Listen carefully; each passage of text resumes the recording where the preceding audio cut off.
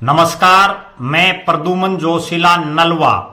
लोकसभा चुनाव की घोषणा के साथ ही कांग्रेस पार्टी को एक बहुत बड़ा झटका लगा है और ये झटका अभी अभी सत्ता से रुखसत हुए, जो सत्ता चली गई जिनकी, जेजेपी के नेता पूर्व में रहे उप मुख्यमंत्री दुष्यंत चौटाला ने चौधरी भूपेंद्र सिंह हुड्डा को दे दिया है।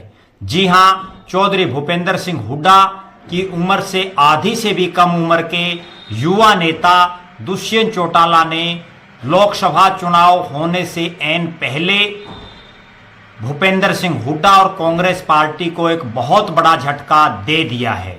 और वो झटका ऐसा है कि जहां लोग जो बीजेपी और जो दूसरे सत्तारूढ़ दल हैं उनको छोड़ करके एक तरफ कांग्रेस में शामिल होने के कगार पर थे और कुछ शामिल हो रहे थे, उसी हालात में कांग्रेस के एक बड़े नेता ने कांग्रेस पार्टी को छोड़ करके, चौधरी भूपेंद्र सिंह हुड्डा को छोड़ करके जननायक जनता पार्टी दुष्यंत चौटाला और अजय सिंह चौटाला की पार्टी को ज्वाइन कर लिया है।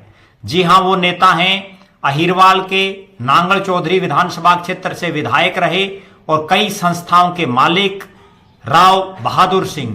राव बहादुर सिंह ने कांग्रेस पार्टी को छोड़ करके जननायक जनता पार्टी में शामिल हो गए हैं। उनके शामिल होते ही विपरीत हालातों में दुष्यंत चौटाला को एक राजनीतिक संजीवनी मिल गई है। टिकट बंटने से पहले ही कांग्रेस पार्टी में इस तरह से एक बड़े नेता का छोड़ना बहुत बड़ा प्रश्न खड़ा करता है। जब कांग्रेस पार्टी ने अपनी टिकटें अनाउंस ही नहीं की, उससे पहले ही एक पूर्व विधायक का, जो भिवानी महेंद्रगढ़ लोकसभा से टिकट का भी दावेदार हो, वो पार्टी छोड़ दे, तो यह कांग्रेस पार्टी के लिए अच्छे संकेत नहीं है। पिछले दिनों हमने देखा था कि जब भारतीय जनता पार्टी की टिकट डिक्लेयर नहीं हुई थी, उससे पहले ही हिसार से भारतीय जनता पार्टी के मौजूदा सांसद बृजेंद्र सिंह ने बीजेपी को अलविदा कह करके कांग्रेस पार्टी को ज्वाइन कर लिया था। तब ऐसा लग रहा था कि प्रदेश में कांग्रेस पार्टी की पूरी हवा रहेगी और बहुत से नेता कांग्रेस को ज्वाइन करेंगे, लेकिन एकाएक राव बहादुर सिंह द्वारा कांग्रेस को छोड़ करके और उस जननायक जनता पार्टी को ज्वाइन करना, जो अभी एक सप्ताह पहले तक प्रदेश की सत्ता में थी और जब से नायब सैनी को मुख्यमंत्री बनाया गया, उनको सत्ता से दूर कर दिया गया।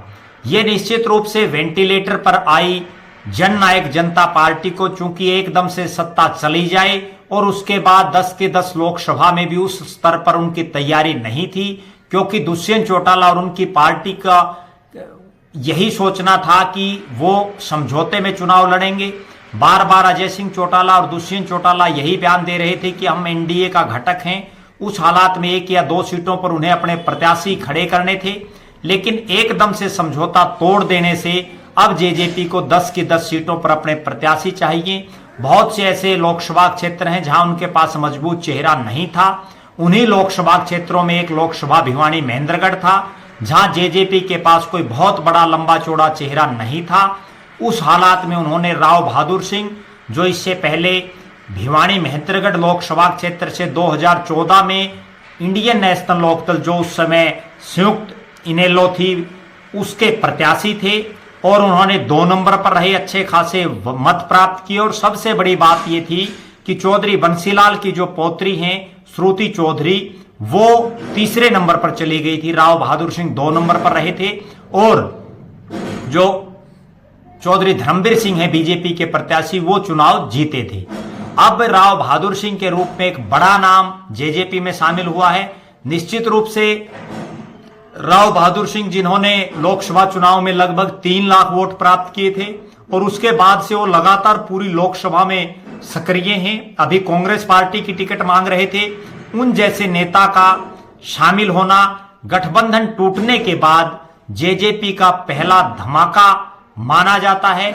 अब देखना यह है कि भविष्य में वो और भी धमाके करते हैं, क्योंकि पिछली बार भी जब से जेजेपी बनी है, एक खास बात जेजेपी की देखने को यही मिली है कि दुष्यंत चौटाला और अजय सिंह चौटाला के नेतृत्व में बहुत से ऐसे चेहरे ज्वाइन कर रहे हैं दूसरी पार्टियों के, जिनकी कल्पना नहीं कर सकते।